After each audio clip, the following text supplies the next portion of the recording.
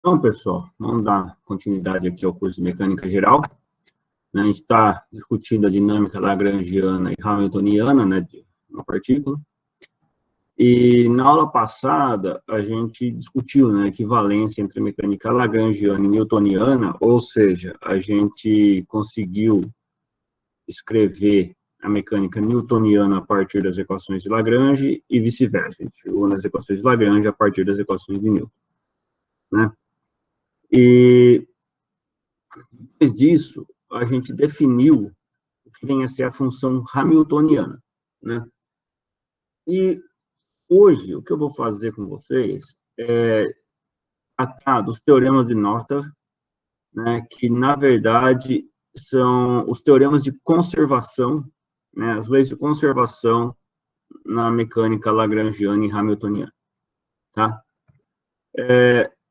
Depois disso, eu vou discutir com vocês o momento generalizado, né, e, aliás, quando eu for discutir os teoremas de Noether, eu vou discutir também com vocês a questão de energia generalizada, tá? A gente vai ver já já. E, por fim, né, a gente vai chegar nas equações de Hamilton, ou as equações canônicas de Hamilton, tá? Havendo tempo, a gente faz um exemplo. Bem? Então, vamos lá, né? Vamos começar a falar, então, das leis de conservação, né? O que são os teoremas de Noether para a mecânica lagrangiana, né? Eu acho que a mensagem básica disso daqui é o seguinte: se tem uma simetria na lagrangiana, significa que tem conservação, tá? O que eu quero dizer com isso, né? Na última aula, pessoal, a gente aprendeu o seguinte: a gente aprendeu que a hamiltoniana ela é definida como a somatória em J de QJ ponto del L del QJ ponto menos a lagrangiana, né?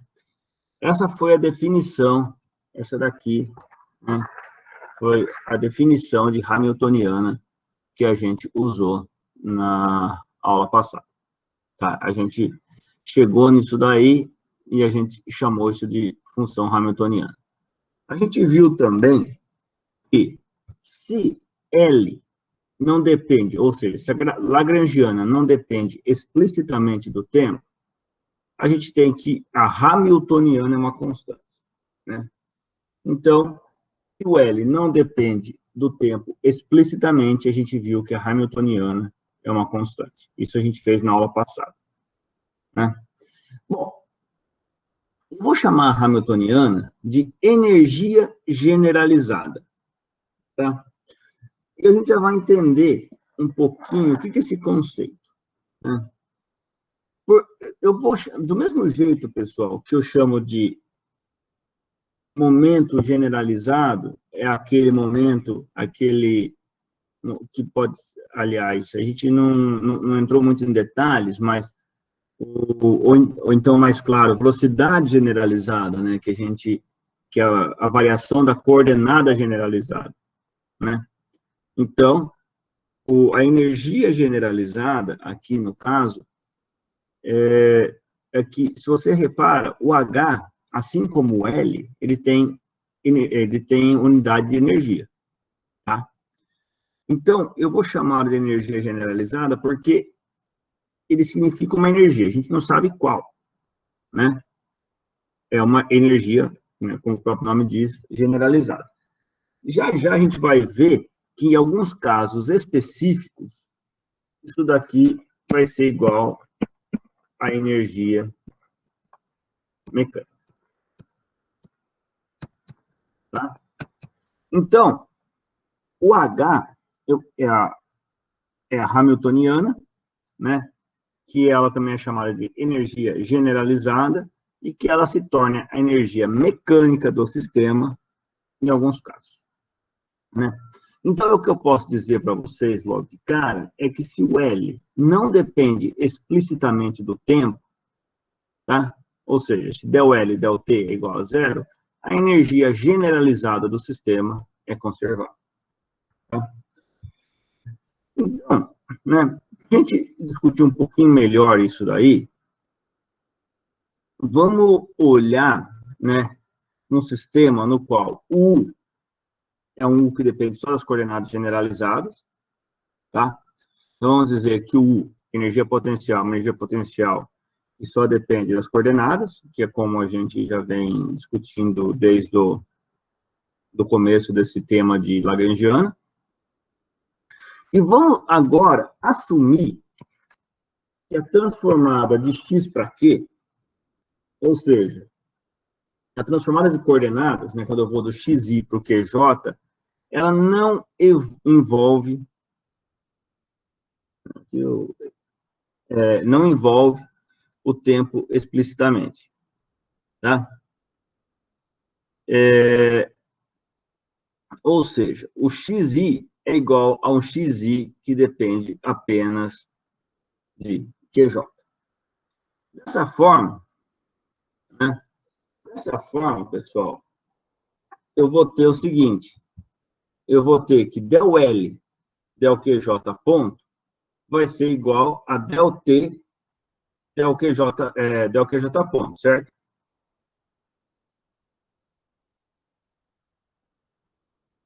Tá legal? E, além disso, eu vou poder escrever a energia cinética como meio da somatória em I alfa de M alfa, X e alfa ao quadrado, X e alfa ponto ao quadrado. O que é o alfa, o que é o I? Né? Exatamente a mesma nomenclatura que a gente usou há algum tempo atrás para descrever a partícula. O alfa, ele tem a ver com a partícula, tá?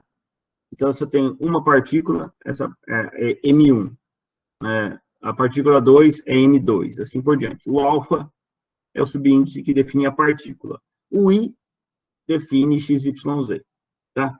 Então, se eu tenho N partículas no meu sistema, eu vou ter alfa indo de 1 até N, tá? É aquela discussão que a gente teve lá atrás, quando a gente estava escrevendo coordenadas generalizadas. Mas se você olha aqui, pessoal, né, a energia cinética ela é escrita dessa forma, né? Em coordenadas retangulares. A gente não tem dúvida nenhuma, né? Meio de mx ponto ao quadrado. Né? Então, fica, para a partícula 1, fica meio de m1 x ponto ao quadrado, mais y ponto ao quadrado, mais e ponto ao quadrado, tudo isso da partícula 1, mais meio de m2 vezes x2 ponto ao quadrado, mais x2 mais y2 ponto ao quadrado, mais z2 ponto ao quadrado, e assim por diante.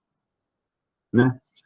Agora, de forma geral, o xi alfa ponto, ele é uma somatória em J de del xi alfa, del QJ ponto, mais del xi alfa, del T, certo? Essa se eu chamo o x e alfa, um x e alfa que depende do QJ e do tempo. Isso aqui de forma geral.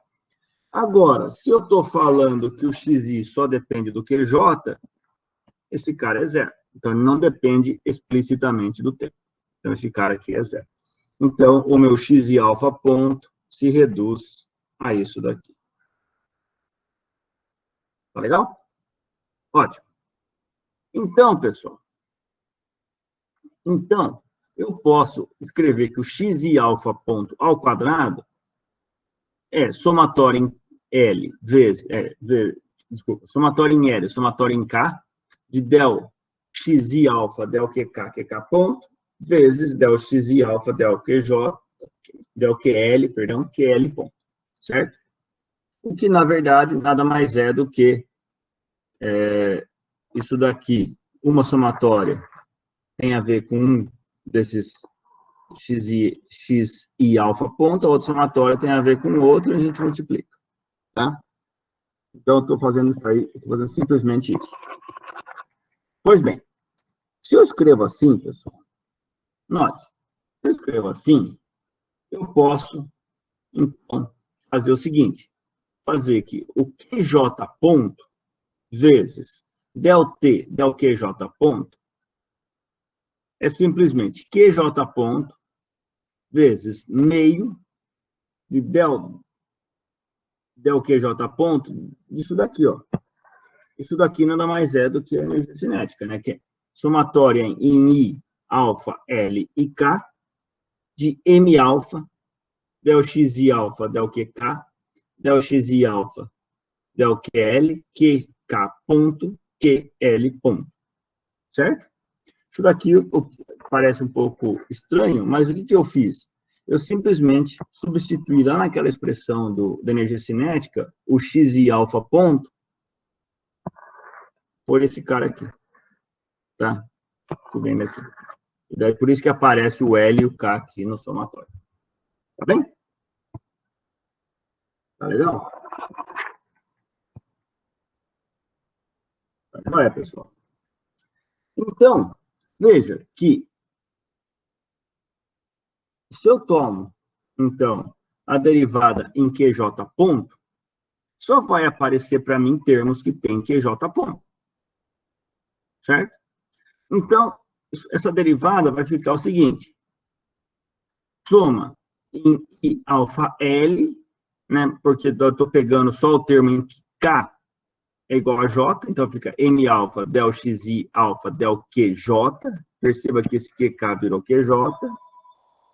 Del XI alfa del QL, QL ponto. Certo?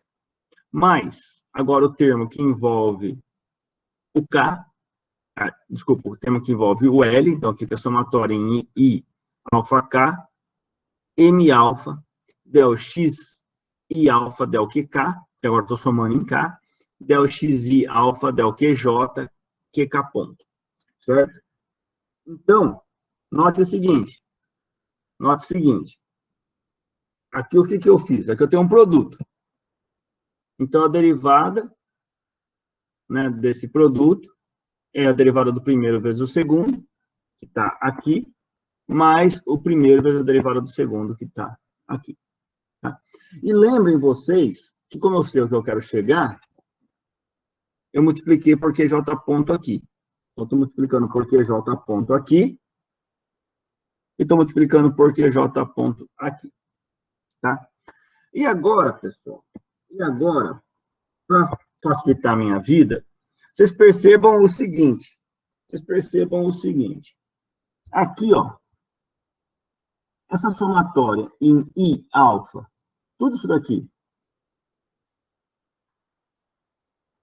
Vocês concordam que eu posso chamar tudo isso daí de um AJL? Tá? Isso é uma constante. Porque isso daí é só a derivada de x em relação aos Qs e vezes o M.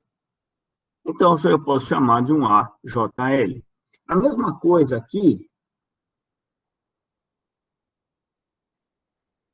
eu posso chamar de um AKJ. Tá? Aqui eu estou chamando de JL porque o primeiro Q é o J, o segundo Q é o L. Aqui, o primeiro Q é o K, aqui o segundo Q é o J.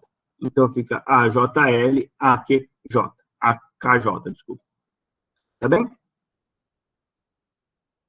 Tá legal? De modo que, se eu pego agora o H e escrevo como menos L mais soma em J de QJ ponto del L del QJ ponto, tá? Eu estou escrevendo o seguinte, menos L é menos T mais U, certo? Porque o L é T menos U. E agora, essa somatória em J aqui é a somatória em J desse cara aqui. Certo? Então, fica a somatória em J de QJ ponto vezes meio de somatória em L de AJL QL ponto mais somatória em K de AKJ QK ponto. Pois bem.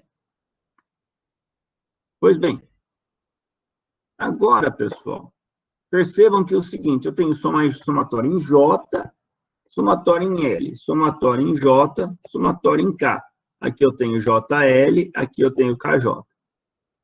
Ou seja, eu posso rearranjar isso daí e escrever como menos T mais U, mais meio de soma em LJ, A, JL, QJ, ponto, QL, ponto, mais soma em JK, AKJ, QK, ponto, QJ, ponto.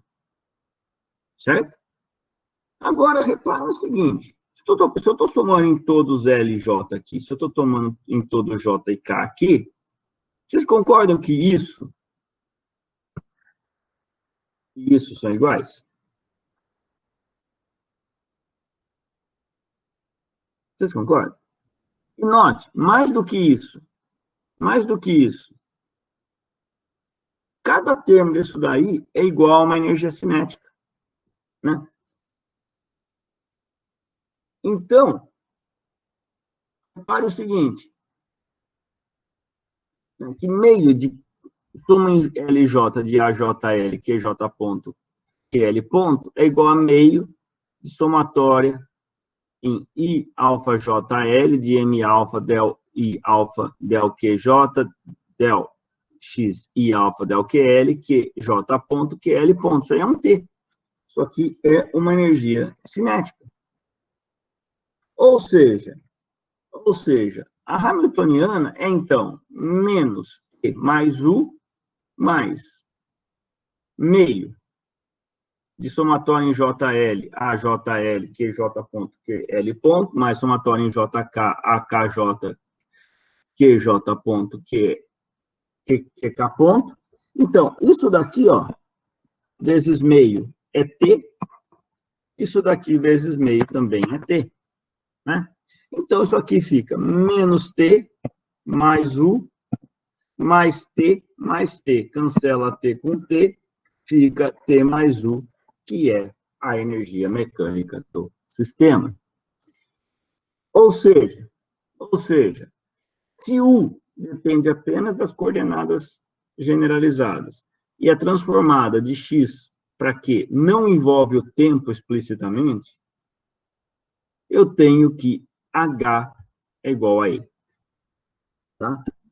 Então, eu tenho que a hamiltoniana é igual à energia mecânica do sistema. Tá? Em outras palavras, a energia generalizada é igual à energia mecânica. Tá? E agora, se o L del T é igual a zero, eu tenho que o H é uma constante. Isso é um fato. Isso a gente já viu na aula passada. Agora, se, além disso, se além de del H, desculpa, del L e del T for zero, se isso é verdade, logo, a energia mecânica é uma constante. Bem? Tá joia? Então, esse resultado diz que se a lagrangiana não depende do tempo explicitamente, então a energia generalizada é conservada.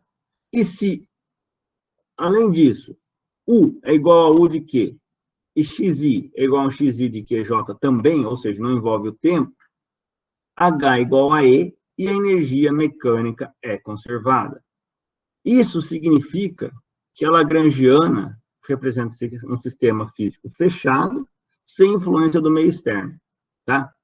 Esse é o primeiro teorema de Noether, que é o teorema da homogeneidade do tempo. Ou seja, se a lagrangiana não depende explicitamente do tempo, e se é transformada para QJ também não, a energia mecânica do sistema é conservada. Tá bem?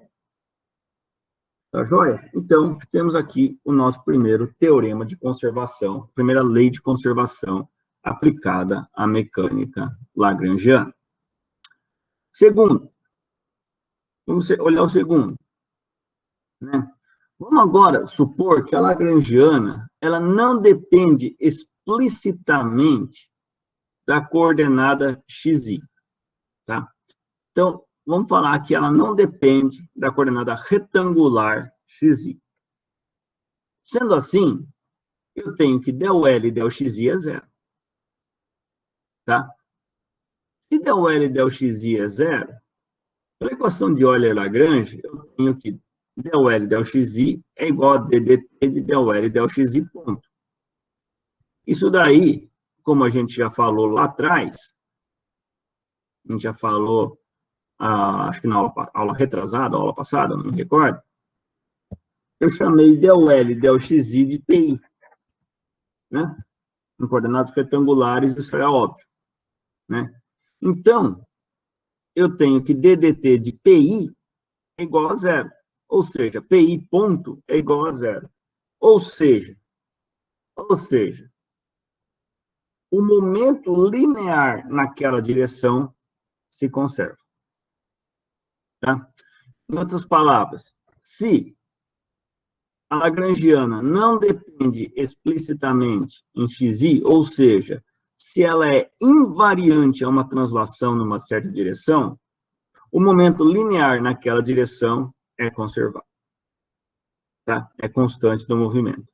Esse é outro teorema de Noether, que é da homogeneidade do espaço. Então, quer dizer o quê? Quer dizer que se eu estou aqui, eu dei um passinho para cá, e a minha lagrangiana não mudou, quer dizer que o momento linear nessa direção é conservado. Tá bem? Tá joia? E, por fim, a última lei de conservação, o último teorema de Noether. Esse é um pouquinho mais chato de provar, mas não é também nenhum bicho de sete cabeças, que é o caso da lagrangiana ser invariante a uma rotação por um certo ângulo delta θ. Eu vou falar então, pessoal, de uma rotação delta θ que causa uma mudança na posição e na velocidade, tá? A mudança na posição vai ser um delta R é igual a um delta θ vetor R vetor. De modo que o delta R ponto vai ser delta θ chapéu vetor R ponto. Tá? Em outras palavras, imagina que eu tenho aqui o meu sistema x, y e z. Tá? Eu tenho o vetorzinho R aqui. Tá? E aqui eu tenho um R mais dr, mais delta R, desculpa. Né? Que foi o quê? Eu girei o meu sistema de um ângulo delta θ, de um pequeno ângulo tetinho, tá? Um delta θ. Então, obviamente, eu vou causar uma variação de vetor delta R, tá? Então, é isso. Então, esse é o desenho. Então, se eu estava aqui, se eu giro de delta θ, eu vou parar aqui. Então, obviamente, essa é a diferença dos vetores, que é delta R, tá? E ele pode ser escrito como delta θ chapéu vetor R vetor. Tá bom? Bem, com isso, né, eu estou falando para vocês que a lagrangiana é invariante a essa rotação, né? Eu estou dizendo, então, que o ΔL é igual a zero. Mas o ΔL é somatório em I de del xi, delta xi, mais del xi ponto, delta xi ponto. Tá? Isso aí é igual a zero. Note que eu estou escrevendo a minha lagrangiana em termos das coordenadas retangulares, que é aquele que a gente já sabe lidar assim com mais facilidade. Tá? A gente não precisa fazer nenhuma outra, a gente não precisa assumir nenhuma outra coisa.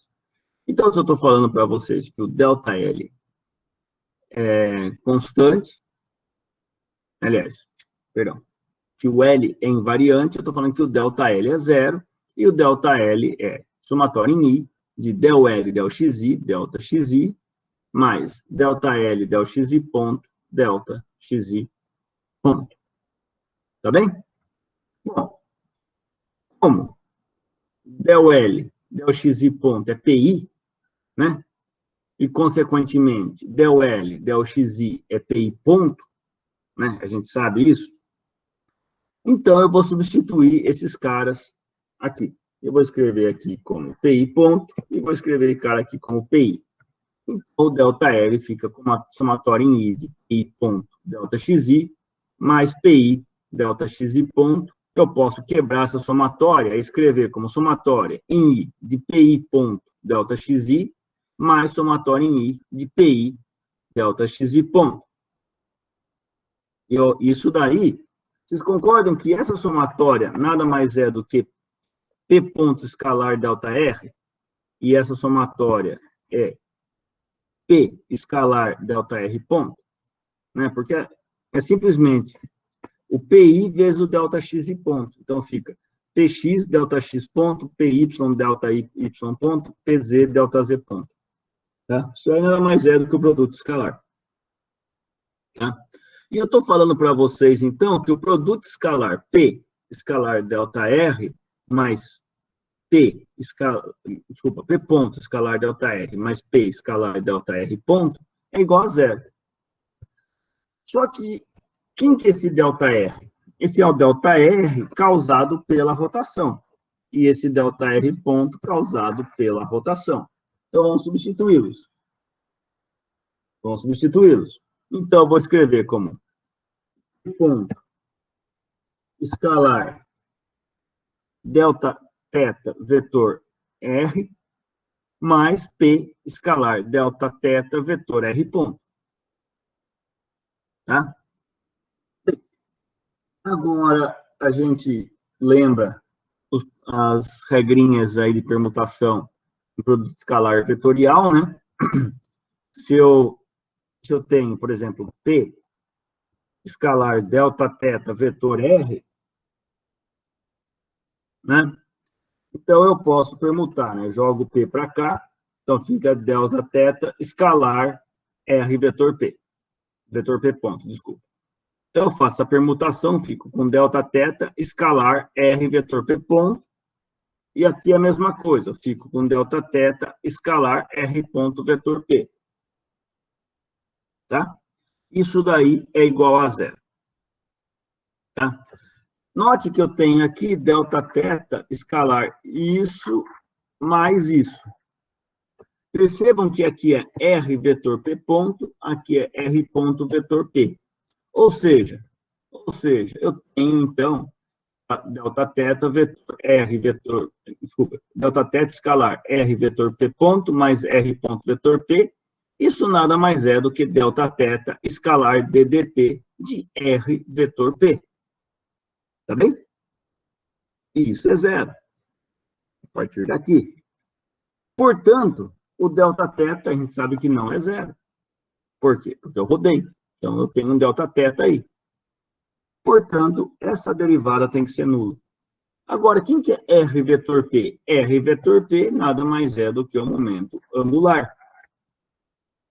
Então, se essa derivada tem que ser nula, o momento angular tem que ser constante. Então, essa lei de conservação diz que se a lagrangiana é invariante a uma rotação, então o momento angular naquela direção é constante. Tá? Esse é o teorema de Noether, que quer dizer que tem a ver com a isotropia do espaço. Ou seja, se eu estou olhando para cá, eu tenho uma lagrangiana, agora se eu rodei e olhei para cá, por um ângulo θ, eu tenho a mesma lagrangiana, quer dizer que o momento angular nessa direção é constante. Tá bem? Tá joia, pessoal? Bem. Professor. Pois não. Uma dúvida, por exemplo. A gente viu energia generalizada, né? Mas antes a gente tinha visto força generalizada, que você tinha definido como entidades, que podem ser forças ou não, que agem de forma a manter o vínculo existindo, né? Exatamente. E, tipo, qual seria a definição de energia generalizada? Sendo que ela pode não ser uma energia. Não, ela vai ter sempre unidade de energia, tá? Porque, por definição, Tá. a lagrangiana tem unidade de energia. Tá? Então, em termos de unidade, ela sempre vai ter unidade de energia. A questão é que ela não vai, eu chamo de energia generalizada, porque ela não é sempre que eu posso falar que ela é energia mecânica do sistema. Tá? Ela é uma energia. Qual? Uma energia. generalizado, tá? O nome certo dela é função hamiltoniana, tá? Mas como a gente tem gostado de usar termos generalizados, digamos, né? Como você falou, força generalizada, coordenada, velocidade, tudo generalizado, para manter um pouco o padrão, como é uma energia que não tem uma definição, né? Nem sempre é energia mecânica, então costuma se chamar de energia generalizada. É basicamente isso. Tá bem? Ah, entendi. Obrigado. Bem, aproveitando que a gente está falando de generalizado, agora que a gente discutiu isso sobre a momento angular e linear, eu posso chegar e generalizar o caso, né, definindo o momento generalizado. O que a gente viu? A gente viu que se a lagrangiana é invariante a uma translação, então o momento linear é conservado, né? E se ela é invariante a uma rotação, o momento angular é conservado, tá? Então, pessoal, seguindo na mesma linha que a gente havia feito há 2 aulas, eu vou generalizar o caso e eu vou definir para vocês o que eu chamo de momento generalizado. O momento generalizado eu vou definir como um PJ, que é igual a um del L del QJ ponto. Lembrem que eu tinha definido até há pouco o PI como del L del XI ponto. Tá? Isso aqui para coordenadas retangulares. Tá? Agora eu generalizei o caso. Eu vou definir como PJ del L del QJ ponto. Tá bem? Se vocês repararam, há pouco, quando eu quis provar a conservação do momento angular, eu não fiz nada com θ, eu fiz tudo com x, y, z e px, py e pz, porque eu sabia disso. Mas agora eu vou generalizar para isso, tá? Então, o que eu estou dizendo? Eu estou dizendo que o momento generalizado ele é definido como del L del QJ ponto. Tá? Dessa forma, se a lagrangiana não depende de uma coordenada generalizada de forma explícita, então o momento generalizado referente a ela é constante. Então, del L del QJ é igual a zero, portanto, DDT de del L del QJ ponto é DDT de PJ, que é igual a PJ ponto, que é igual a zero, portanto, o PJ é uma constante do movimento. Tá bem? Tá?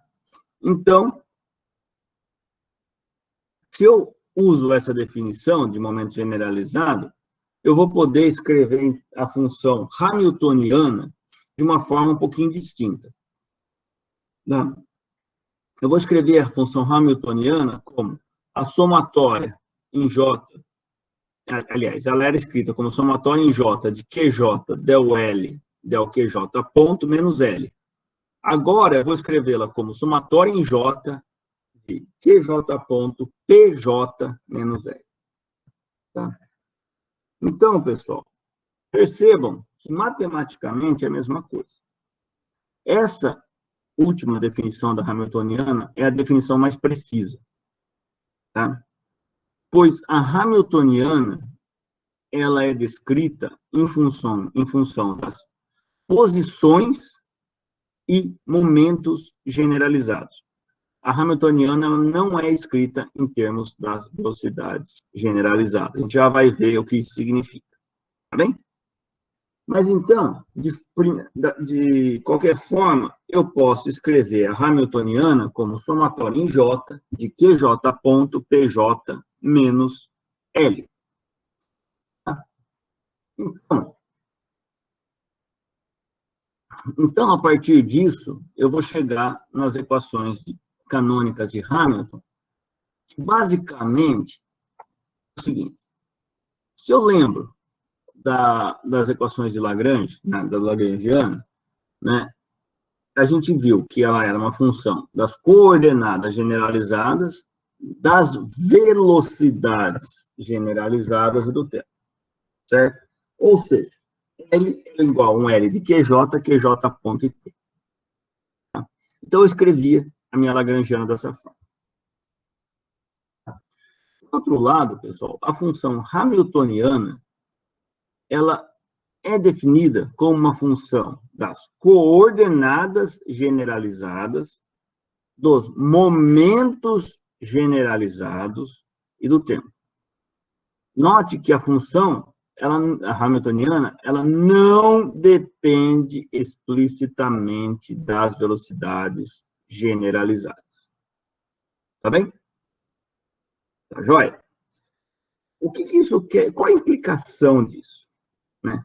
Bom, a primeira coisa, então, é que o H é igual a um H de QK, PK e T. Então, percebam que aqui tem o QJ ponto, aqui tem o PK.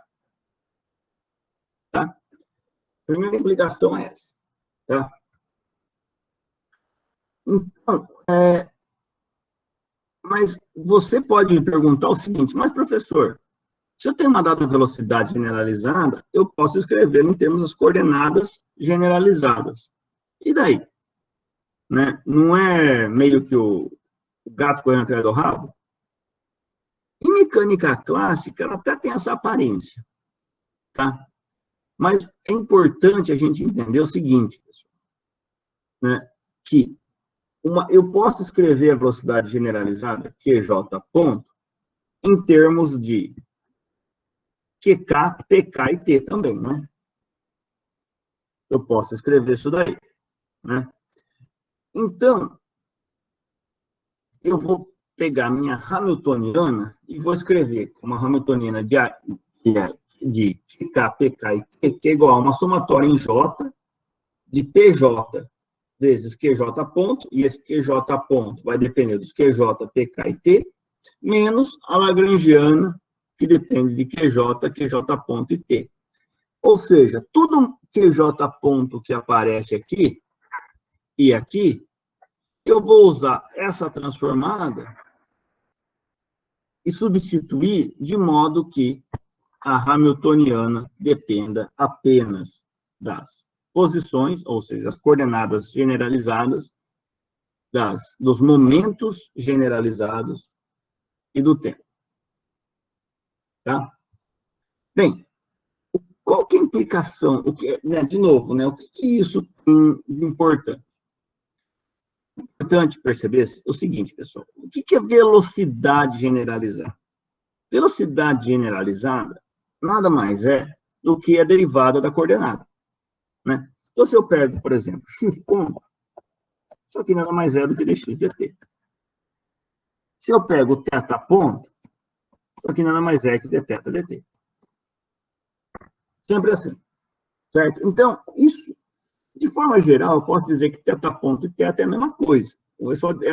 Eu consigo chegar de um lugar para o outro só fazendo a derivada. Certo? Então, quando eu falo que eu tenho θ ponto e θ, eu não tenho duas variáveis, eu tenho apenas uma, que é θ, e a outra eu derivo e acho.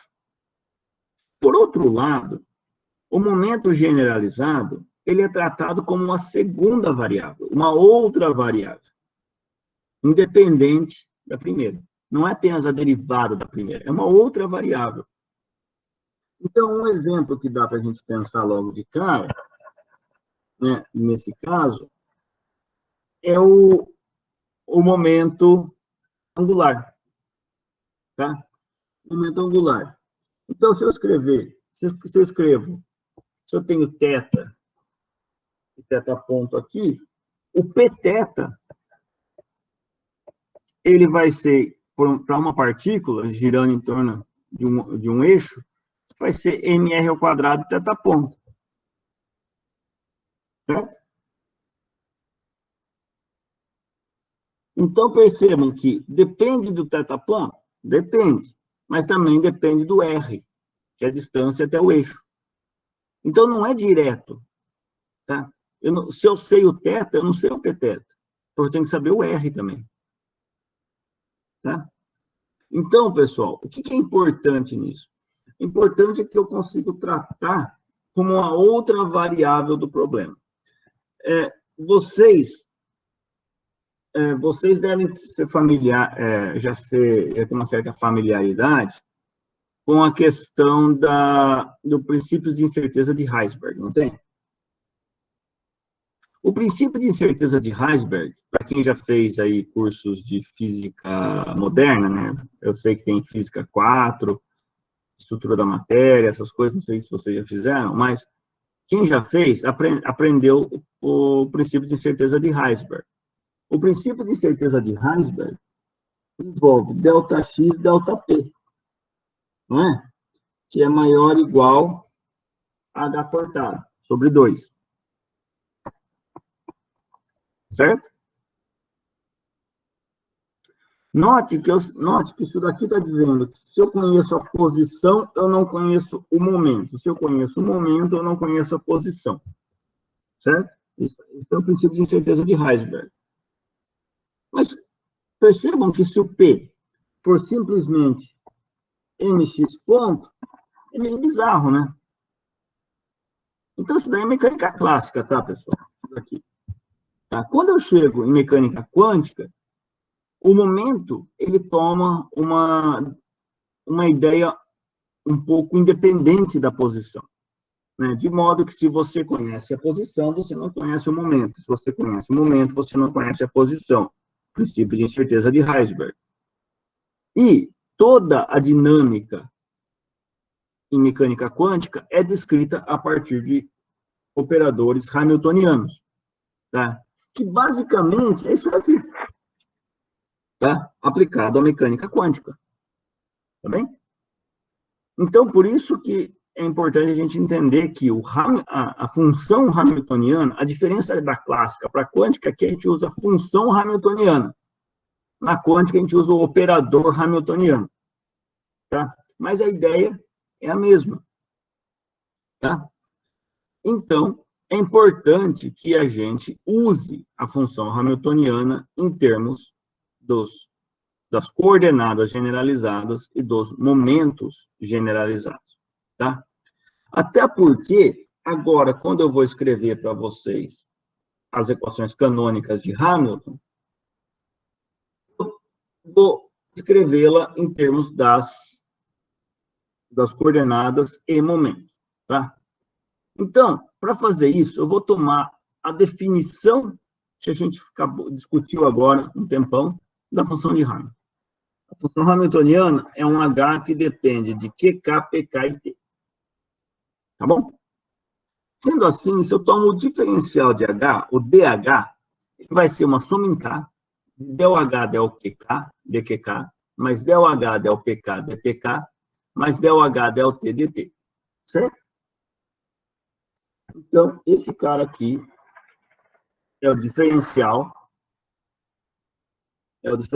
de H, se eu tomo a partir da minha definição da função hamiltoniana, que é uma função que depende de Q, P e T.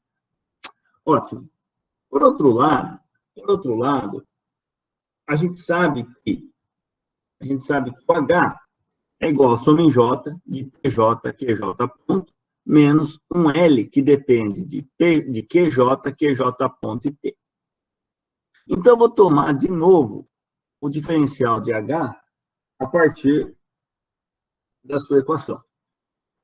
Feito isso, o diferencial torna-se o seguinte: DH vai ser soma em J, de PJ de QJ ponto, mais QJ ponto de PJ, menos soma em J de del L del QJ de QJ, mais del L del QJ ponto de QJ ponto, menos del L del T dt.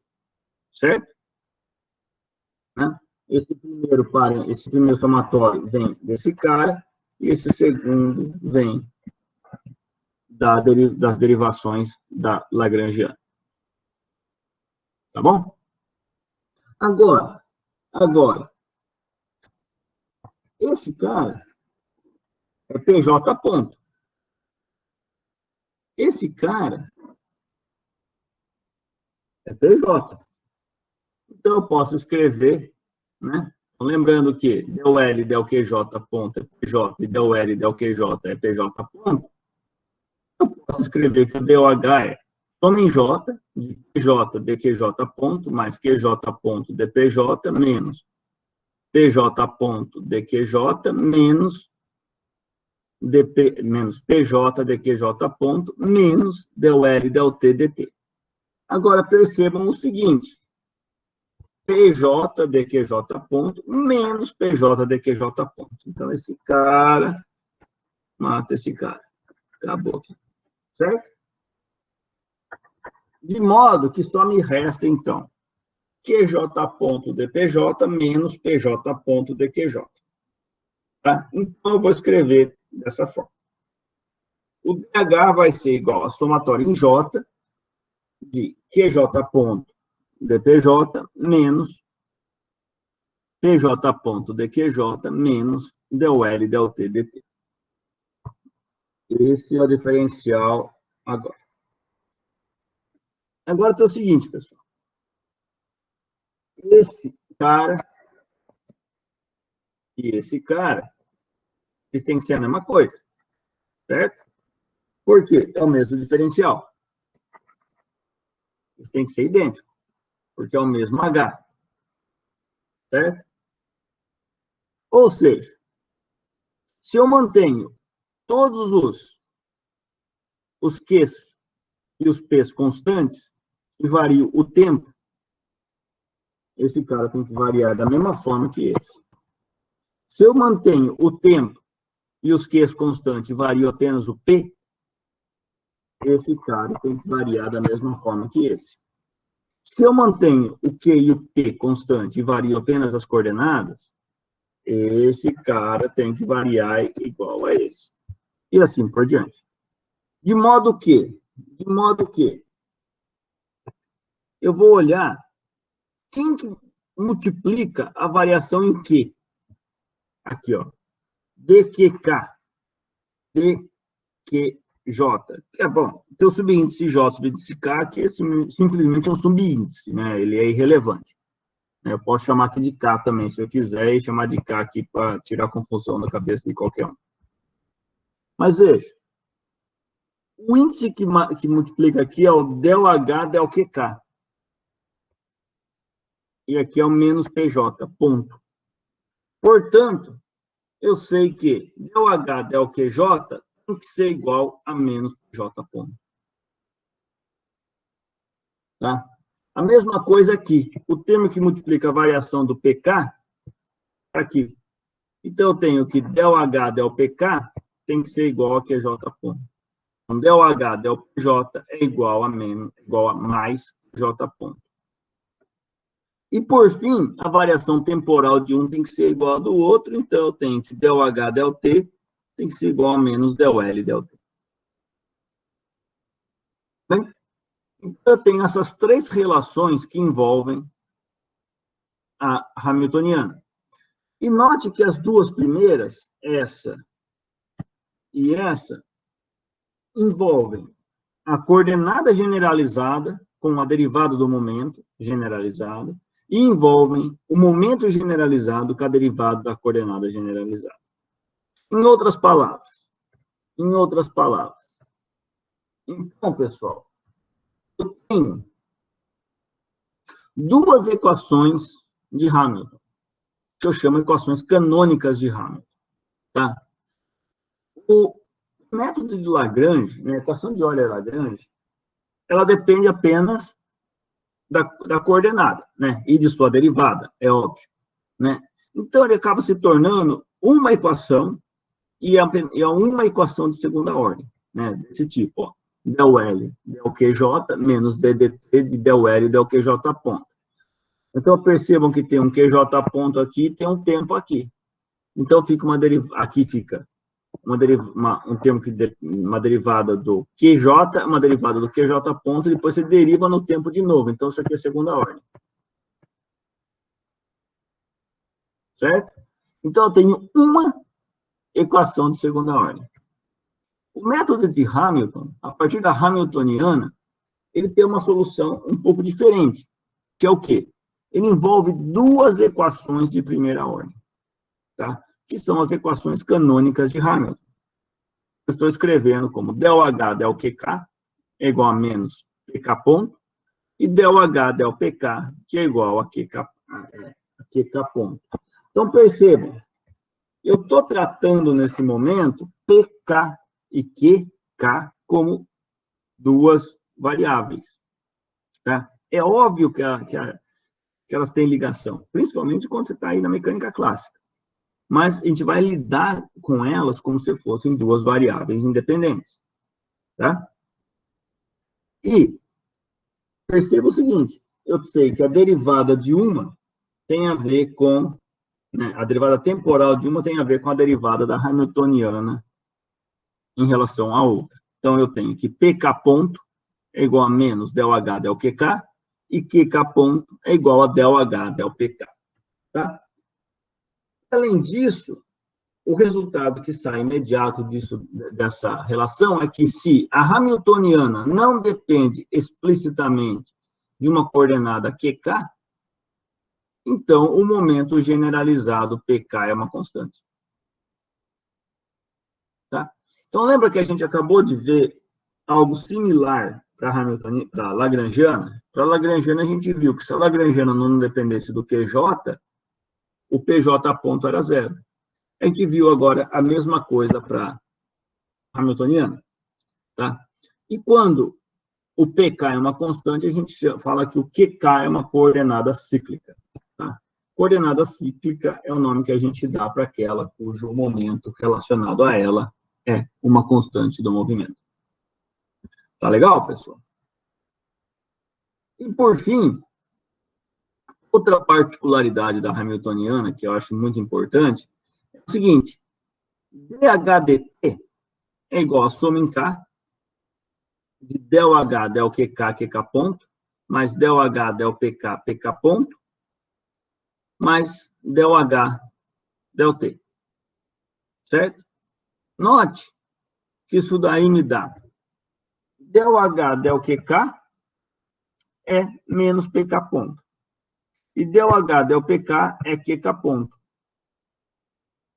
Perceba que eu tenho QK ponto, PK ponto, menos PK ponto, QK ponto. Ou seja, isso aqui anula, né? Se isso aí anula, me resta só ΔH del T. Tá bem? Então, eu tenho que DH dt é igual a ΔH del T. Tá? Agora, isso daí já era esperado, né, pessoal?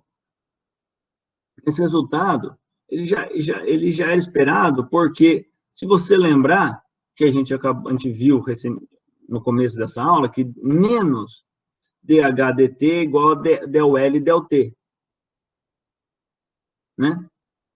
A gente viu que se del L del T era zero, DH dt era zero. Né? H era uma constante.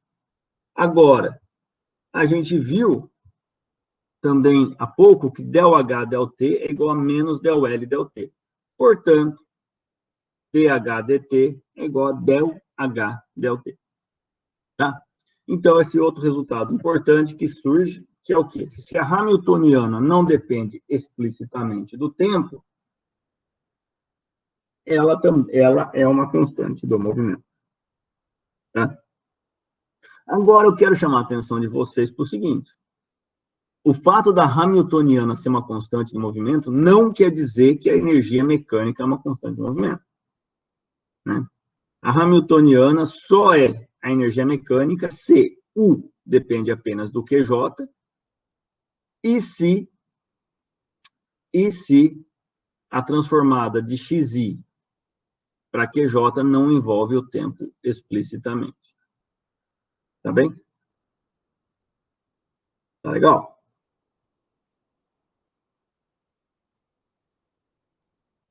Então, pessoal, alguma dúvida em relação ao Hamiltoniano?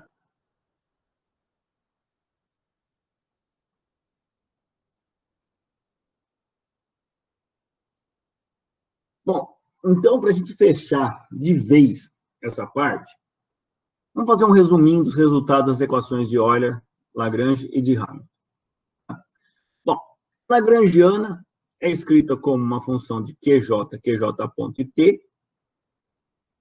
E da equação de Euler-Lagrange, a gente tem que del L, del QJ, menos DDT de del L, del QJ ponto é igual a zero. Então, a gente tem que, se del L, del QJ é igual a zero, então o momento generalizado é constante. Né? A gente tem que, se del L, del T é igual a zero, então a energia generalizada é constante, ou seja, o H é constante. A hamiltoniana, ela é escrita como função de T, que é igual a somatória em J de QJ ponto PJ menos o L. Certo? Agora, as equações canônicas de Hamilton são del H, del QK igual a menos PK ponto, del H, del PK igual a mais, QK ponto, e eu tenho que o U é igual a 1 de QJ e XI é igual a 1 XI de QJ, ou seja, se não tenho tempo na transformada, eu tenho que a hamiltoniana, a função hamiltoniana, ela é a energia mecânica do sistema. E se del H, del QK é igual a zero, PK é uma constante do movimento. Tá? Então, percebam que esse último aqui é equivalente a esse cara aqui. Tá joia? Tá? E, então, outra particularidade da hamiltoniana é que se o tempo não aparece explicitamente, o H é constante. Esse cara é equivalente a esse. Tá bem? Então, percebam que há uma grande equivalência entre descrever o sistema com a mecânica hamiltoniana e lagrangiana. Tá? Então, pessoal, o ponto mais importante nesse curso, da gente entender as formas de escrever a hamiltoniana e as equações canônicas de Hamilton, é que é o primeiro passo para a gente para entender os operadores hamiltonianos de mecânica quântica. Tá bem? Então, para não deixar mais dúvidas, vamos fazer um exemplo? Vamos fazer um exemplo? Então, o exemplo que eu quero fazer com vocês é uma massinha M que está se movendo na superfície de um cilindro de raio Rão e sujeito a uma força central do tipo F igual a menos KR, tá? Onde K é uma constante. Então, é como se ele estivesse preso por uma molinha, tá? E o R é igual a raiz quadrada de x quadrado mais y quadrado mais z quadrado, que eu posso escrever também como Rão ao quadrado mais z quadrado.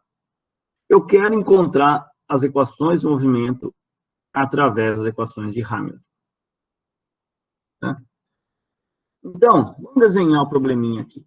Eu tenho aqui meu XYZ, eu tenho um cilindro de raio R, e eu estou com a minha massinha na superfície do cilindro.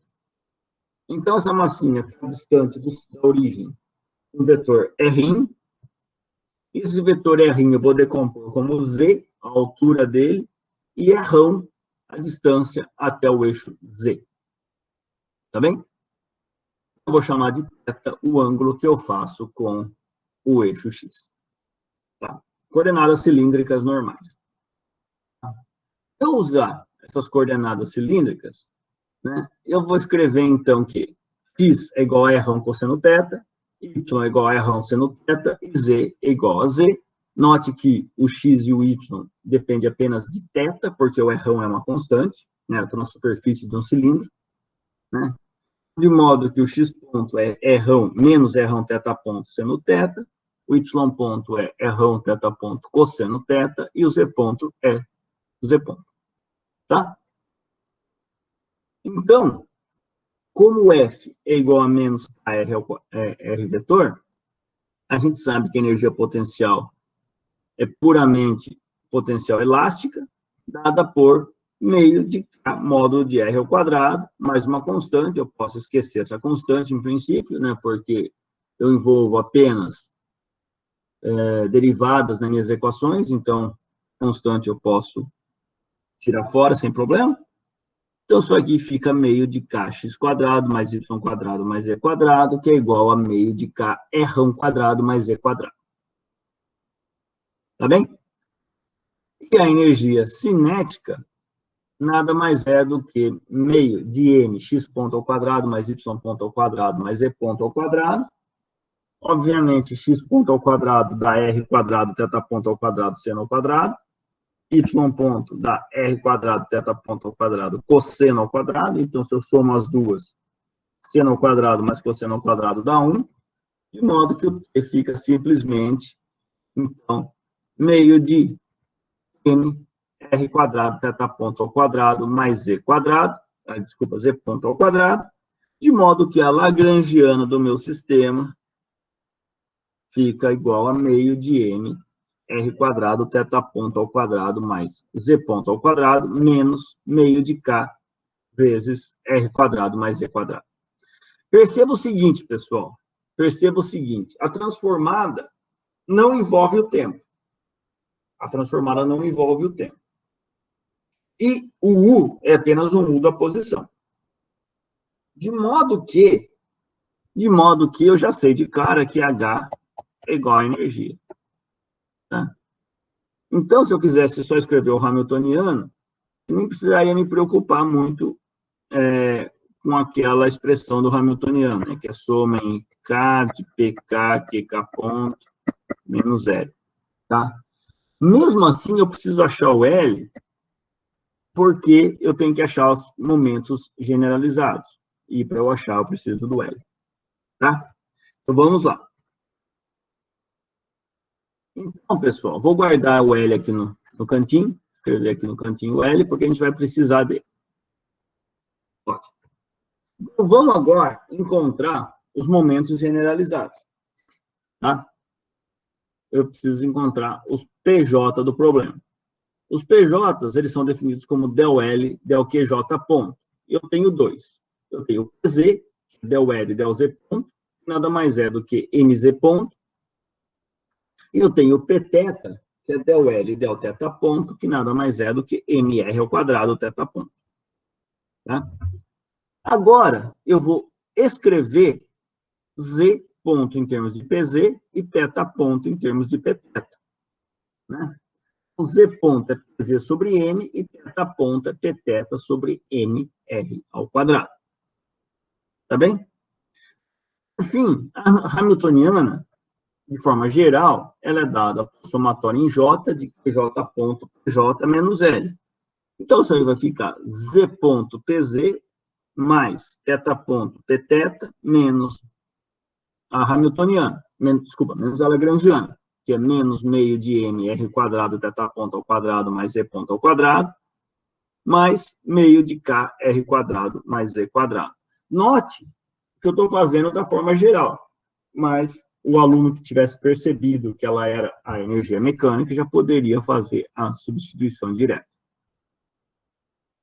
Pois bem, usando então essas expressões para Z ponto e teta ponto, eu vou substituir aqui, aqui, aqui e aqui, de modo que eu posso escrever a minha Hamiltoniana apenas como uma função das posições e momentos e tempo, tá? Então, eu não vou escrevê-las em termos das velocidades generalizadas. Então, o H vai ficar PZ sobre M vezes PZ, mais Pθ sobre MR ao quadrado, Pθ, menos meio de M, R quadrado, Pθ sobre MR ao quadrado, tudo ao quadrado, mais PZ sobre M ao quadrado, mais meio de K, R quadrado, mais Z quadrado. Isso aí dá igual a PZ quadrado sobre 2M, mais Pθ ao quadrado sobre 2MR ao quadrado, mais meio de K, R quadrado, mais Z quadrado. Note que isso daqui é T, isso daqui é U. Então, T mais U, energia mecânica. Tá bem? Se você tivesse feito direto, você também teria acertado, né? Nesse caso, porque o H é igual a E mesmo. Né? Então, pessoal, veja que a gente escreveu, então, a hamiltoniana, a função hamiltoniana do problema. Vamos agora resolver as equações canônicas. Bom, dada a hamiltoniana que a gente acabou de calcular, né, pz quadrado sobre 2m mais pθ ao quadrado sobre 2mr ao quadrado mais meio de k, r quadrado mais z quadrado, vamos escrever as equações canônicas, então. Né? Então, del H, del QK é igual a menos PK ponto, e del H, del PK é igual a QK ponto. Então, vamos lá. Em Z, del H, del Z é igual a KZ, é igual a menos PK ponto. E del H, del PZ é igual a PZ sobre M, que é igual a Z ponto. Portanto, eu tenho aqui PZ ponto sobre M. Agora, olha, note o seguinte, se eu derivo esse cara uma vez no tempo, eu tenho que P ponto é igual a Z dois pontos, tá? Então, eu tenho que PZ ponto sobre M é igual a Z dois pontos. Portanto, eu posso substituir aqui seria PZ, tá, pessoal? Eu esqueci de substituir o K por Z. Então, ficaria PZ ponto igual a Z dois pontos vezes M, e substituo aqui, eu tenho simplesmente que KZ é igual a menos PK, menos PZ ponto, que é igual a menos MZ dois pontos, ou seja, eu tenho que Z dois pontos mais K sobre M vezes Z é igual a zero. Isso daqui é um oscilador harmônico simples na direção Z, tá? Com frequência raiz quadrada de K sobre M. Tá ótimo? E, então, só repetindo o que eu acabei de escrever. Em θ, eu tenho que del H del θ é zero, portanto, menos Pθ ponta é igual a zero, portanto, θ é coordenada cíclica e Pθ é constante do movimento. Ou seja, del H del Pθ é igual a Pθ sobre mr ao quadrado, que é igual a θ ponto, portanto, θ ponto também é constante. Tá bem? Então, a gente aprendeu isso daí. Né? O Pθ é o momento angular em torno do eixo Z, né? Que é a variação em θ. Percebam que ele é constante do movimento. Tá? Por que ele é constante do movimento? Né? Se você olhar na mecânica newtoniana, você veria claramente que esse L é uma constante do movimento, porque as forças agindo no sistema são todas na direção Z. Né? Você tem a força... você tem a força aqui, ó, nessa direção, só que ele está restrito a se mover nesse eixo. Então, obviamente, tem uma normal aqui na superfície que mata a parte radial. Então, me sobra só a parte em Z. Tá? A parte em R1 morre. Então, só me resta a parte em Z. Né? Então, o torque em Z é zero, né? Porque torque é R vetor F. Se o F está na direção Z, o torque não está na direção Z. Portanto, o L nessa direção tem que ser constante. Tá joia, pessoal? Então, o que a gente viu? A gente viu que a gente resolve esse problema pela mecânica hamiltoniana bem simples. Agora eu vou convidar vocês a fazer outra coisa. Agora eu quero que, acabando a aula, vocês peguem aí o caderno de vocês e resolvam esse problema usando o método de Lagrange. Resolva as equações de Euler-Lagrange. Vão ser duas, uma em Z e outra em θ. E chegue no mesmo resultado. Obviamente, você vai chegar no mesmo resultado. Tá?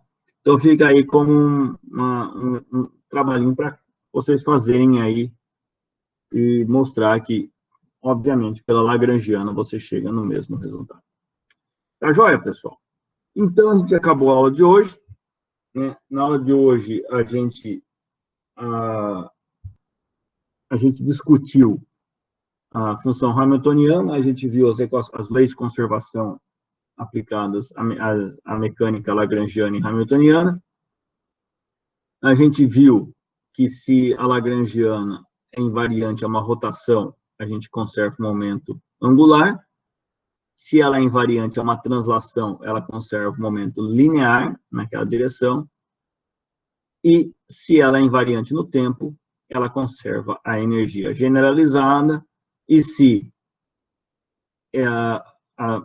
as coordenadas dela não dependem explicitamente do tempo, né? Se x, y, para ir para as coordenadas generalizadas, não envolvem o tempo explicitamente, além do fato dos U serem apenas U de QJ, a gente tem, então, que a energia mecânica do sistema é conservada.